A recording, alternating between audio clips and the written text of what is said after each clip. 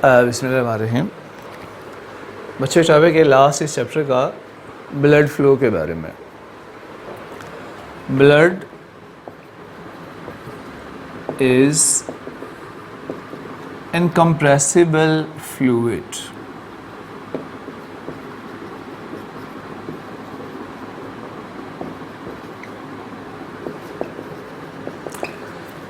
Blood एक fluid है incompressible whose density is equal to water, जिसकी डेंसिटी पानी के बराबर है and viscosity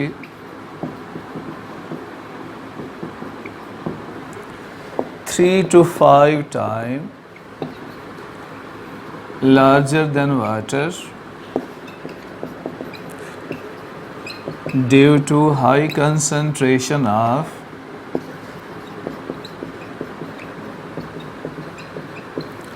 red blood cells. Blood में रेड ब्लड सेल्स ज़्यादा होते हैं, 50% उनकी कंसंट्रेशन होती है, जिसकी वजह से विस्कोसिटी ब्लड की 3 से 5 गुना ज़्यादा है पानी से, मगर डेंसिटी पानी के बराबर ही है। ब्लड पूरी बॉडी में आवारागर्दी करता रहता है, चलता है, घूमता फिरता रहता है, और ब्लड जिन रास्तों में, जिन तारों में जाता है, जिन वायर्स में जाते हैं, उन्हें ब्लड वेसल्स कहते हैं। ये ब्लड वेसल्स हैं, कैपिलरीज हैं, ब्लड वेन्स हैं। ये जो ब्लड वेसल्स होती हैं, ये रबड़ के पाइप की तरह होती हैं। फ्लेक्सिबिलिटी होती है इनमें। ब्लड ज़्यादा आ गया तो ये फैल गई, ऐसे कम हो गया तो फिर दोबारा नॉर्मल हो गई, सिकुड़ गई। तो ये रबड़ की तरह फ्लेक्सिबल होती हैं, इनमें फ्लेक्सिबिलिटी होती है। क्योंकि ब्लड हर टाइम फ्लो करता रहता है, लिहाजा हर टाइम ये ऐसे तनी रहती हैं, टेंस हालत में रहती हैं। तो वक्त गुजरने के साथ साथ इनकी हार्डनेस बढ़ती जाती है, स्टिफनेस कम हो जाती है, ये हार्ड होती रहती हैं। फिर एक लेवल पर ये ज़्यादा फ्लेक्सिबल नहीं होती, तो उस वक्त ब्लड का प्रेशर बढ़ जाता है। क्योंकि जब वॉल्यूम बढ़ जाए तो ब्लड का प्रेशर कम हो जाएगा, लेकिन अगर वॉल्यूम ना बढ़े तो प्रेशर बढ़ेगा। तो ओल्ड एज में ब्लड प्रेशर के बढ़ने की एक वजह ये भी होती है कि ब्लड वेसल्स फ्लेक्सिबल नहीं रहती, हार्ड हो जाती हैं। इस ब्लड को पूरी बॉडी में कौन सैर करवाता है? वो हार्ट है। हार्ट क्या है? हार्ट एक पंप मशीन है। Heart is just a pump machine. ये एक पंप मशीन है जो फैलता और सिकुड़ता रहता है, कॉन्ट्रैक्ट करता है, एक्सपैंड करता है। जब हार्ट कॉन्ट्रैक्ट करता है तो ब्लड हार्ट से निकलकर बॉडी में जाता है। उस टाइम ब्लड का प्रेशर ज़्यादा होता है, जिसे सिस्टोलिक प्रेशर कहते हैं, और जिसकी नॉर्मल वैल्यू 120 टॉर है।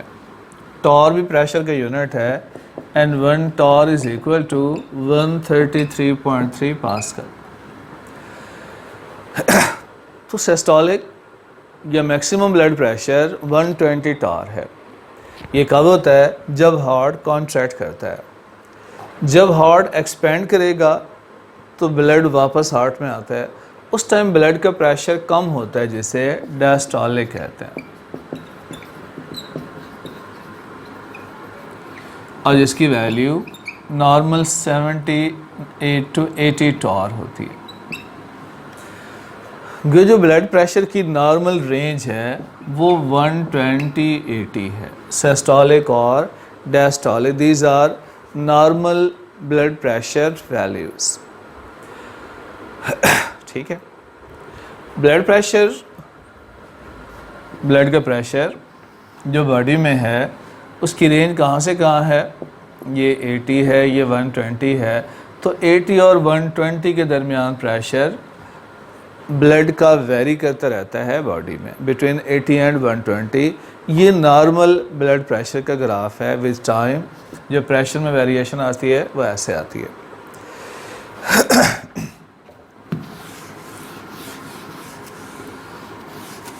ब्लड प्रेशर की मेजरमेंट एक इंस्ट्रूमेंट से करते हैं, उस इंस्ट्रूमेंट का नाम है sphygmomanometer. It is device which is used for measurement of blood pressure.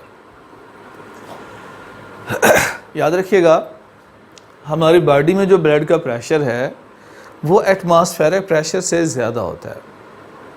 जो हमारी वेन्स हैं, ब्लड वेसल है, इनमें ब्लड फ्लो कर रहा है, ब्लड का प्रेशर एटमॉस्फेरिक प्रेशर से ज़्यादा है। अगर एटमॉस्फेरिक प्रेशर ज़्यादा हो जाए तो वो तो ब्लड वेसल को बंद कर देगा, ब्लड का फ्लो ही पॉसिबल नहीं है। लिहाजा ब्लड का प्रेशर ज़्यादा होता है एटमॉस्फेरिक से। लेकिन आपने पढ़ा होगा एटमॉस्फेरिक 760 टॉर है, और मैंने जो अभी आपको बताया कि ब्लड का प्रेशर 120 टॉर है, तो ये 120 टॉर क्या है जो हम इंस्ट्रूमेंट से मेजरमेंट करते हैं ब्लड प्रेशर की, वो हमें एटमॉस्फेरिक प्रेशर से डिफरेंस बताता है कि जो ब्लड का प्रेशर है बॉडी में वो एटमॉस्फेरिक प्रेशर से इतना ज़्यादा है, तो ये डिफरेंस बताता है। लिहाजा ब्लड का प्रेशर अगर नॉर्मली देखा जाए एटमॉस्फेरिक प्रेशर प्लस बॉडी का, तो ये कहीं जाकर 880 के करीब हो जाएगा। लेकिन हमने जस्ट डिफरेंस देखना होता है। स्फैग्मोमैनोमीटर डिवाइस है, इसमें क्या होता है, ये बाजू है, एक इनफ्लैटेबल बैग है, ये पंप लगा हुआ है। पंप की मदद से हम बैग में हवा भरते हैं।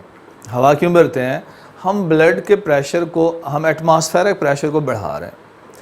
अब हवा इसमें भरते रहें और हवा के भरने से एटमॉस्फेरिक प्रेशर बढ़ता जाएगा। जब ये बॉडी के ब्लड प्रेशर से ज़्यादा हो जाएगा तो ब्लड वेसल बंद हो जाएंगी, ब्लड की सप्लाई ख़त्म हो गई। अगर इस वेन में ब्लड पहले आ रहा है तो वो क्या हो गया, बंद हो गया, तो ब्लड की सप्लाई बंद कर दी। एक स्टेथोस्कोप है, इस स्टेथोस्कोप को आप कहाँ रखते हैं, कान पे लगाते हैं, और किसी एक वेसल के ऊपर उस स्टेथोस्कोप को रखते हैं। ठीक है, मैंने प्रेशर बढ़ा दिया और बढ़ाते बढ़ाते कहाँ तक ले गया उसको, 250 तक, 260 तक ले गया। प्रेशर को बढ़ाया, मरकरी इस कॉलम में बढ़ना शुरू हो जाता है, मरकरी की पोजीशन हमें प्रेशर बताती है। तो मैं प्रेशर बढ़ाकर इस पंप की मदद से एटमॉस्फेरिक प्रेशर कहाँ ले गया, 260। अब 260 पर जाकर ब्लड वेसल बंद हो गई, ब्लड की सप्लाई बंद है, कोई ब्लड नहीं जा रहा। हम क्या करेंगे, स्टेथोस्कोप कान पे लगा के आवाज़ें सुनेंगे और प्रेशर को मैंने रिलीज़ करना शुरू कर दिया। जब प्रेशर को रिलीज़ किया, प्रेशर ऐसा ऐसा कम हो रहा है। जब ये पहुंचा, फ़र्ज़ करें ये 120 है, जब ये सिस्टोलिक पर पहुंचा तो उस टाइम ब्लड वेसल खुलेगी। जो ही ब्लड वेसल खुलेगी स्पीड से ब्लड इसमें भागेगा, स्पीड बहुत ज़्यादा होगी उस टाइम। हाई स्पीड की वजह से उसका फ़्लो रेगुलर नहीं होगा बल्कि इर्रेगुलर होगा, टर्बुलेंट होगा, और वो शोर करता हुआ जाएगा। उस शोर की आवाज़ आपको इस स्टेथोस्कोप में सुनाई देगी। तो जहाँ पहली गरगल, पहली ठक ठक की आवाज़ सुनाई दे, वो सिस्टोलिक की वैल्यू होती है। फ़र्ज़ करें 120 पे आपको फर्स्ट साउंड सुनाई दी थी स्टेथोस्कोप में, तो ये सिस्टोलिक की वैल्यू है। अब जब तक प्रेशर डायस्टोलिक तक नहीं आता, ब्लड का फ्लो टर्बुलेंट रहता है, इर्रेगुलर रहता है, वो शोर करता रहता है।